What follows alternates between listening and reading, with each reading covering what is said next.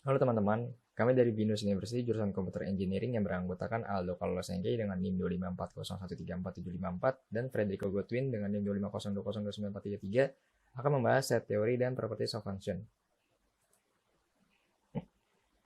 Jadi set teori itu bisa dibilang sebagai himpunan. Jadi ada kumpulan dari berbagai objek yang mempunyai definisi dan dianggap sebagai kesatuan. Jadi kalau misalnya sebagai contohnya ini artinya X ada bagian dari A dan Y ini adalah bagian dari B. Jadi misalkan ada 2357 ini ada merupakan himpunan. Jadi yang pengulangan ini nggak boleh, jadi kita simplify. Dan kalau misalnya ada yang kebalik, kita buat jadi berurutan. Kalau misalnya ada titik ini artinya infinite set dan ini adalah himpunan kosong. Dan subset dan superset. Nah, kalau misalnya ini artinya A adalah subset dari B dan ini artinya A adalah superset dari B. Dan ini adalah terjadi ketika kondisi A dan B mempunyai elemen yang sama. Dan cara mendefinisikan set itu ada 3 gitu. Secara eksplisit artinya pakai kurung-kurung awal, implisit itu artinya ada titik-titik tapi ini harus jelas dan ini adalah ganjil jadi udah ketahuan kan selanjutnya, dan self leader ini menggunakan cara matematis. Dan cardinality adalah jumlah dari anggota yang berbeda dalam set. Misalnya ada 1, 2, 3, ini set 3. Kalau misalnya ini ada yang ini kan sama kan, jadi 1, kalau misalnya ada infinite, ini 0, 0. Dan power set adalah himpunan yang himpunan berhingga, maka power setnya himpunan dari subset dari S termasuk himpunan kosong. Jadi ini maka jadi seperti ini, dan cardinality-nya adalah 2 pangkat dikali S, yang dimana S adalah cardinality dari S. Dan Cartesian product Cartesian dari 2 set A dan B adalah kayak seperti perkalian ya. Ini seperti perkalian dan ini kita lihat hasilnya seperti perkalian. Dan union of set itu artinya ini contohnya ini A sama B ya. Ini jadi dua bagian ini jadi satu dan dijadikan himpunan. Dan intersection itu adalah sebuah irisannya, berarti yang sama dari A dan B tadi. Jadi ini bagian samanya dan ini contohnya. Dan disjoint itu yang berbeda, yang terpisah ya. Jadi kalau misalnya terpisah ini kan gak ada irisannya, jadi ya. Dan ini komplement itu artinya yang di luar, yang ada di himpunan semesta tetapi tidak ada dalam lingkaran ini. Dan set difference itu adalah bagian dari A yang tidak dimiliki dari bagian B, contohnya di sini, dan ini bagiannya. Dan hukum exclusion, nah ini hukumnya, dan inclusion, dan ini hukumnya yang pertama, kalau misalnya ini ada 2, ini ada 3. Dan example-nya, contohnya, ini contohnya, jadi kita harus nyari kelipatan 4 atau 8-nya dulu, habis itu kita kurang irisannya, terus kita cari yang ini dikurangin aja. Nah ini bener ya, berdasarkan hukum tadi, kayak gini caranya. Dan penerapan set, pada kali ini kita menerapkan set di tabel periodik di kimia gitu. Kita bisa menentukan gas mulia yaitu di 8A ini. Jadi 8A itu gas mulia ini. Dan kita masuk ke properties of function. Jadi kita pertama itu masuknya ke function dulu. Jadi fungsi ini adalah pemetaan tiap anggota sebuah himpunan ke anggota himpunan yang lain. Nah, syaratnya itu setiap anggota tuh harus memilih satu kodomain dan setiap anggota domain memilih satu kodomain. Dan fungsi dan bukan fungsi. Jadi ini fungsi karena ini semuanya milih dan milihnya satu, ini milihnya 2 bukan fungsi, dan ini milihnya satu tapi domainnya nggak semuanya milih. Jadi bukan fungsi. Dan ini range. Range itu adalah bagian kodomain mana yang dipilih oleh anggota himpunan domain, dan inverse itu menyatakan domain mana yang memilih kodomain. Dan one to one itu berarti setiap kodomain itu memilih kodomain yang berbeda. Nah, syaratnya itu fungsi itu memenuhi X1 sama dengan 2, dan kalau misalnya fungsi itu dikatakan not one to one itu sama dengan seperti ini tapi tidak sama itu. Nanti kita buktikan. Nah, dari sini kita bisa melihat kita sudah sederhanakan, kita jadikan seperti ini dan kita tes min 1 sama 1. Kalau min 1 masih min 1, ya ini 1, jadi berbeda. Kalau bisa berbeda itu masih one to one. Nah, sedangkan yang ini kita tes, kita simplify tadi udah, kita tes terus hasilnya sama, ini artinya not one to one. Nah, ini kita masuk ke onto function. Ini berarti subcodomain terbunuh oleh domain dan ini syaratnya. Dan ya ini. Nah, ini contoh onto gitu. Kalau misalnya ini kita lihat dari sini aja sih sebenarnya. Kalau misalnya ini real berarti benar. Kalau misalnya ini x-nya kan ini real kan, udah benar, jadi onto. Sedangkan yang selanjutnya kita lihat di sini, ini dia mintanya itu integer. Sedangkan ini tuh bukan nyari x-nya tuh bukan integer, jadi udah bukan onto. Nah, ini korespondensi one to one. Ini dia relasi di mana domain memilih tepat satu kodomain dan semua kodomain terpilih oleh domain. Dengan begitu, maka jumlah himpunan domain dengan kodomain itu sama. Nah, ini contoh soalnya. Oke. Nah, RS ini ada kodomain, jadi ini adalah korespondensi one to one dan onto. Kita harus ngecek satu-satu. Ini jawabannya. Ini sama seperti tadi, kita dalam one to one, tetapi bedanya ini ada dua ya. X sama dengan Y. X sama X dan Y. X1 sama dengan Y1 dan X2 sama dengan X2, Y2. Jadi ini untuk X-nya ini udah sama, kalau misalnya udah sama kita bisa masukin ke sini, terus ini bisa kita simpulkan Y1 sama dengan Y2 dan ini ada one to one. Dan ini untuk yang onto, dan kita bisa lihat ini adalah real, dan itu benar. Dan inverse itu adalah fungsi one to one correspondence yang berarti bahwa fungsi tersebut adalah one to one dan onto. Berarti ada sebuah inverse fungsi di mana fungsi tersebut merupakan terbalikan dari fungsi aslinya. Nah, ini contohnya nih. Nah, ini jawabannya. Tinggal kita balikin aja, kita ubah y-nya kita balikin, dan ini jawabannya. Dan fungsi komposisi. Fungsi komposisi adalah fungsi yang melibatkan lebih dari satu fungsi dan merupakan fungsi yang dilanjutkan oleh fungsi lain yang membentuk fungsi baru. Fungsi baru tersebut menjadi fungsi hasil komposisi. Dan ini, nah ini jadi ada dua nih, yang didefinisikan dengan fungsi dan didefinisikan dengan set. Nah, kali ini kita mendefinisikan dengan fungsi terlebih dahulu. Jadi seperti ini, dan FOG adalah, nah kalau misalnya yang tadi ini sama aja seperti fungsi f, x-nya itu diganti sama g, dan kita masukin g ke dalam x seperti ini, dan ini hasilnya. Dan untuk yang didefinisikan dengan set seperti ini, kita cari mana yang dipilih oleh ini, dan kita lihat yang dipilih oleh itu memilih apa lagi. Nah, kita bisa lihat kan ini 1B, 1A, sama 3D. Nah, A, B, D ini kita lihat memilih apa, X, A memilih X, B memilih X, D memilih Y. Jadi penerapan fungsinya adalah fungsi dapat digunakan dalam ilmu biologi untuk menghitung bakteri yang berkembang biak. Jadi fungsi yang digunakan itu adalah fungsi pertumbuhan eksponensial yang dimana ada pangkatnya. Nah, untuk penjelasan berikutnya akan dibahas oleh teman saya Aldo. Ya, selanjutnya kita akan memasuki ke dalam bagian fuzzy set.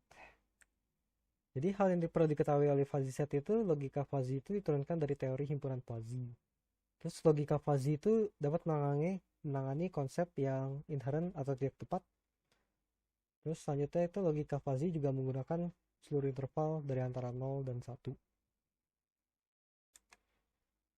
Lanjutnya lagi itu definisi dari fuzzy set itu adalah himpunan fuzzy A itu terdefinisikan pada X dan dapat ditulis sebagai kumpulan dari persamaan berikut. Selanjutnya lagi ada example dari fuzzy set yang tadi. Lalu kita akan memasuki ke operasi dari fuzzy set. Nah, itu diberikan X sebagai domain dan A dan ke B menjadi himpunan fuzzy. Sehingga masing-masing fungsi keanggotaan operasi himpunan fuzzy itu jadi berikut ini. Akan dibagi menjadi 3. Union, intersection, dan complement. Ini adalah example untuk union. Selanjutnya lagi ini adalah example untuk intersection. Dan ini example untuk yang complement. Terus selanjutnya lagi masih ada operasi fuzzy set yang lain. Salah satunya adalah support fuzzy set. Nah, ini support fuzzy set itu seperti crisp set yang dapat menampung elemen U tetapi memiliki nilai yang tidak nol pada A. Tetapi jika fuzzy set ini bernilai kosong, maka akan disebut sebagai empty fuzzy set. Selanjutnya lagi ada pada operasi fuzzy set itu ada overcut. Nah, ini juga merupakan salah satu dari crisp set yang memiliki elemen U tetapi memiliki nilai yang lebih besar dari A atau setara dengan A. Selanjutnya lagi, ini juga operasi fuzzy set yang bernama cardinality. Nah, apa itu kegunaan fuzzy set dalam kehidupan sehari-hari? Nah, fuzzy set itu dapat digunakan pada kamera, yaitu tepatnya dalam bagian image stabilizer. Jadi, jika ada foto pada kamera yang ingin memoto objek yang stasioner, itu pasti akan mengidentifikasi pergeseran koordinatnya terlebih dahulu. Nah, pergeseran inilah yang dikurang dari gambar supaya dapat mengimbangi pergerakan tangan. Jadi algoritma fuzzy ini akan memberikan kontrol yang lancar dari pada objek yang stasioner tersebut sehingga dapat memfoto lebih bagus lagi. Kemudian untuk fuzzy logic kedua, kemudian ada fuzzy logic ini dapat membantu dalam pengembangan suatu game, terutama dalam perilaku NPC. Kemudian kita akan memasuki ke bagian relation. Nah, relasi itu tuh seperti cara matematika untuk menggambarkan asosiasi antara set dengan elemen. Nah, ini contohnya ada di bawah ini. Lanjut lagi, kita akan memasuki ke definisi untuk inverse dari relasi. Jadi ini merupakan kebalikan dari definisi relasi tadi. Dan di bawah ini merupakan persamaannya. Selanjutnya ini adalah example dari inverse relation.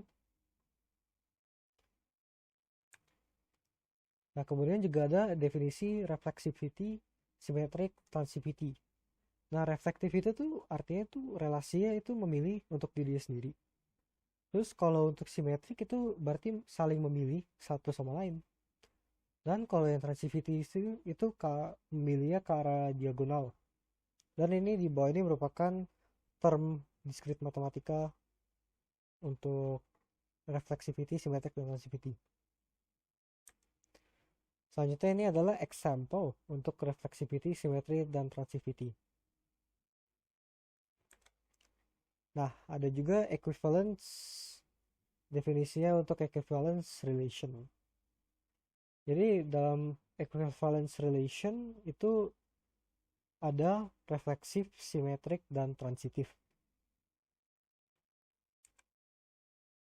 Terus equivalence classes of an equivalence relation itu jadi memisalkan A itu sebagai himpunan dan R itu sebagai relasi equivalent untuk A.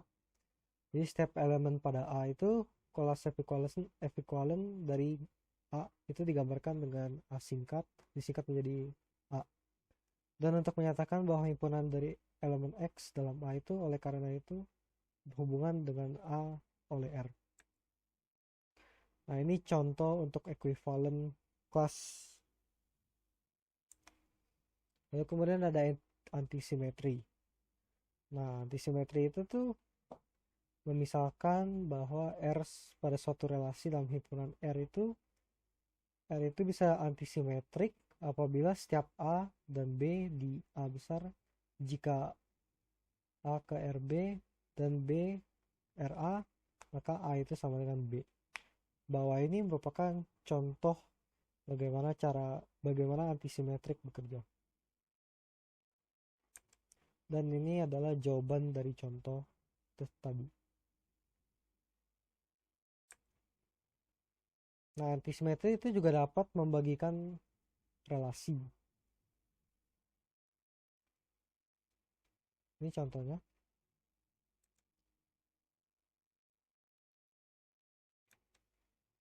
Terus kemudian kita akan masuki ke dalam partial order relation. Jadi partial order relation itu memiliki 3 sifat, yaitu refleksif, antisimetri, dan transitif. Nah, jadi ini di bawah ini adalah contoh soalnya.